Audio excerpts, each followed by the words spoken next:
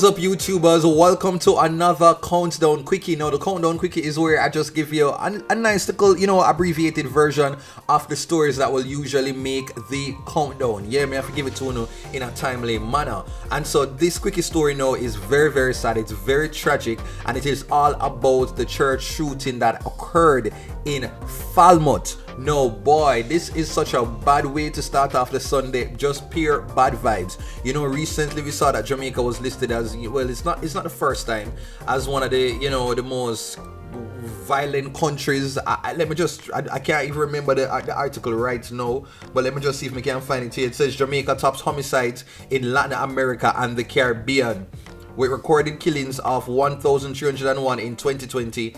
A new report on Latin America and the Caribbean has revealed that Jamaica now has the region's highest homicide rate of 46.5% per 100,000 people. That is not a good look, but so Jamaica, for some reason, we feel like so a little bit but with Talawa in everything from sports to entertainment, and it looked like so we're wanting to hold on to that representation in crime as well. So let me just go head back to this story now. It just hurt my spirit, and let me just read what the Gleaner is saying.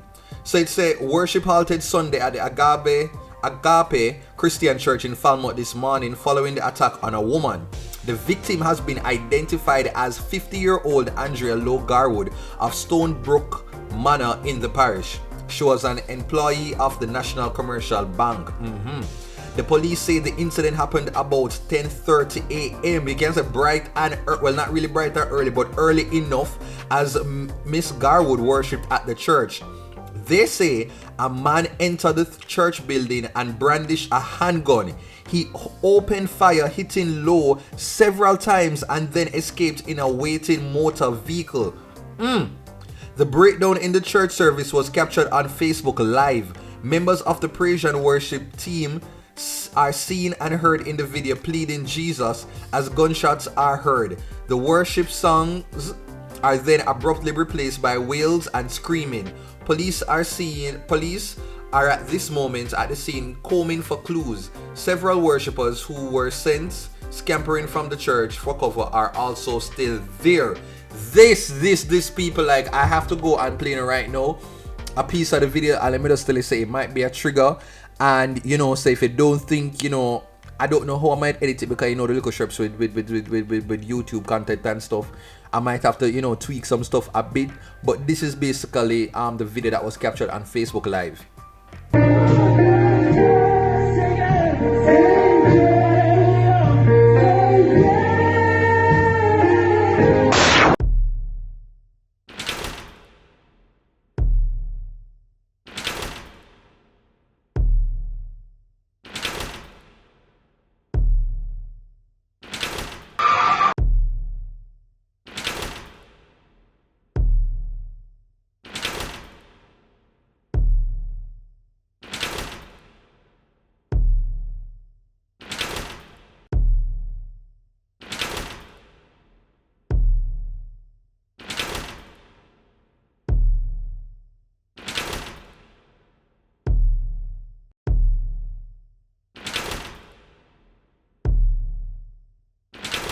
Yeah, man, people, so it really aggravated my spirit. It hurt my spirit, when I look and saw that this is what was going on in the country. In recent times, we've just seen a spike in the crime and violence that has been taking place. We basically realize that the criminals them have no regard for no COVID or no curfew, because all it means is that they're carrying out their acts of violence and terror during the daytime. They're just doing these things earlier. So if curfew is 5 a.m., they might do the things them from 6 a.m., 6:30, 7 a.m., wherever. They do not care. And so this kind of disregard for authority and just for people's life. It doesn't matter if you're in a church. You could have been at a creche. They do not care. This is not something that is new. These things happen every now and again, but for some reason we feel that there's a part of us that would just say, yo, protect the young, protect the old, protect women. There's and that the church is off limits. But people have this disregard. Apparently, from what I'm hearing, is that the man entered the church and he was actually sitting behind the woman during the service before he opened, the attack which took her life. Now I'm even seeing more update that says, as the Jamaican Constabulary Force probe deepens into the cold-blooded brazen of the NCB employee, preliminary reports are that the well-loved ardent churchgoer had received threats following the reported dismantling of a major credit card fraud in Western Jamaica. And them always say whenever things happen something into something, there's some little connection. So there's even more information out there that basically said that, the employee, the deceased, her husband actually passed away, in recent times, from a car accident. And so, that happened now, and to just say that she has now had this sort of fate is really, really sad. Many people are taking to social media to talk about just the rise in criminal activity that has been happening since, late last year into 2021. And, everybody's making their voice heard, basically saying that enough is enough. I know recently there was conversation talking about the type of music that was being put out there. Once again, when you see the search, you can't help but have that sort of conversation. But I really think that, at the end of the matter is really about the socialization and what is happening in the streets in terms of the hearts of these people. This is somebody's livelihood, and many of people can. Sorry, forgive me, but my brain is just being flustered all over the place because I'm just talking. This is no script. This is just my emotion just really coming out right now. But most of us can't imagine going into a church to do something as brazen as this. But for a lot of these criminals, some of them have never had a relationship with God. You don't know. Some of these people might be atheists. And from our own understanding and my own understanding, growing up in the Caribbean, every time that you do have an argument, everybody is using the word of God to really prove their point and say why that their actions are valid and being supported. So we don't even know if this man going to the church would even a word of prayer in his heart about God, because this is just the hypocrisy of how we are sort of socialized, especially in the Caribbean, where is this very interesting relationship with how we pick and choose and how we have this sort of relationship with the higher being above. And so this should not really come as a shock, because the heart of man is just extremely cold these days. I really, really hope that we can have some sort of justice and something will come out of this, because it is just really, really messed up. Now I see right now there is another update from the Jamaica Gleaner. It said police hunting suspect in Falmouth church killing, arrest expected in a few days. That says Chang. Now he's a security minister, so it says Minister of National Security Dr. Horace Chang says that police are making progress with their investigation into this morning's murder of the 50-year-old Andrea Lowe Garwood. Basically to talk about the incident sent congregants scampering for cover as many frightened worshippers screamed and openly wept. Where am I seeing any addition onto the story? It says Dr. Chan told reporters this afternoon that investigators have assured him that they already have a suspect on their radar and are expecting to make arrest in a few days. Now, more information is being put out that the man probably not even did cover him face, that he allegedly left his phone on the scene. So that is also evidence that can be brought into the entire investigation. Apparently there is also a license plate number that is being thrown out there as well.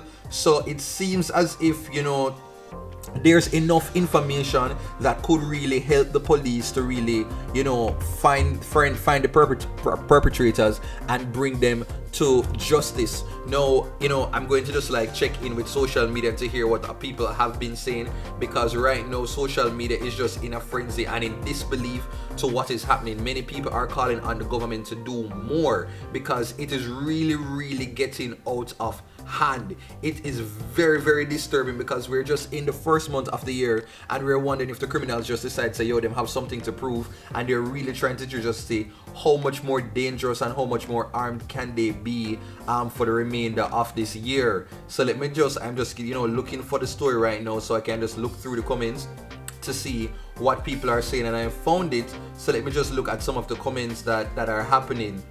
So Prince Kimi, somebody says, my blood runs cold watching this at a church. How? The heart of man. Jano Macadiamond says, wow. Somebody saying, God please look down at your people. And somebody saying that I want to run away from here. This must be so traumatizing. Nowhere is safe. Jamaica needs help. Somebody says church. How depraved must you be to shoot someone at church? Hell not hot enough for this one.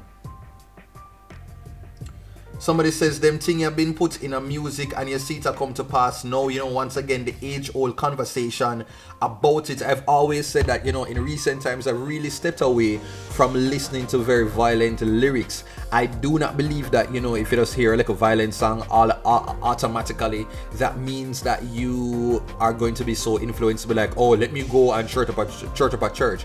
But I do think for some minds, especially some minds that can be easily manipulated and easily like fed, especially when somebody has a certain spirit around them, when them hear certain songs, I do believe that it makes them feel supported and validated and acknowledged in a way that gives them a sort of comfort to really go out there and feel confident into owning their identity as a criminal. In the same way that Jamaican music polices people's actions in terms of whether it be just the culture, in terms of their sexuality, in terms of how they're supposed to bring about themselves as a persona, and what they're supposed to do, and what is considered masculine and what is considered feminine, and what are the do's and don'ts of being a Jamaican.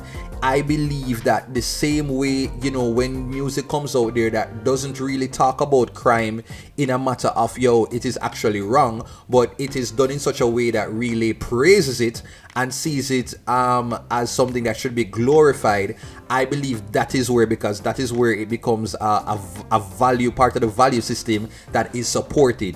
So I do not think the little music just go up and make people go kill, but I do think it forms a part of the value system that says, I'm in a place where if I am bad, I get respected, and there is a sort of command and presence that I have. So if I go into a dance, that means I will be acknowledged by the selector, and that woman will want me, and I have a certain fear that people just give me, and that give me a buzz. So that is where I think where the music kind of jumps in, but not that it just make you go up and feel like you just want to bust a gun because you've never done it before. No, that's not where I believe, but it does play a part in the value system and how people acknowledge their actions, these heinous crimes. And so, Berridos, I'd love to hear more from you. What do you think about this entire story? I really hope that the perpetrators are brought to justice. This is just so very sad, and I really hope that things do get better. I'm really expecting a lot more communication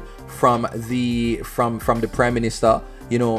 Prime Minister Andrew Holness, please talk to the nation in a more secure way, in a more clear way about what really is the plan. Because I'm looking and I'm seeing that there's something being promoted by the Ministry of National Security that is really about a little PR stunt, and me don't want to hear that right now. Me see it on Twitter, me really don't want to hear that right now. What I want to be addressed and to be promoted is exactly what needs to be done with the rising crime that is happening in Jamaica, because nobody feels safe. Let me just say, I'm sure there are some people who feel safe, but me not feel 100% safe.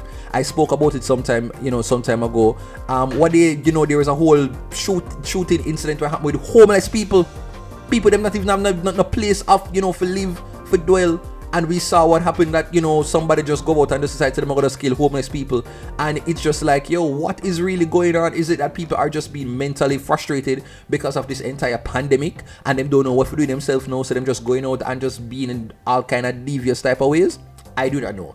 And just like that, I have an update into the story. So, it's coming from the Jamaica Constabulary Force, and it says, update: the police have taken in 3 persons of interest into custody in connection with the murder of Andrea Lowe Garwood in Trelawny today. Additionally, investigators have seized the vehicle that was used to escape the scene of the crime.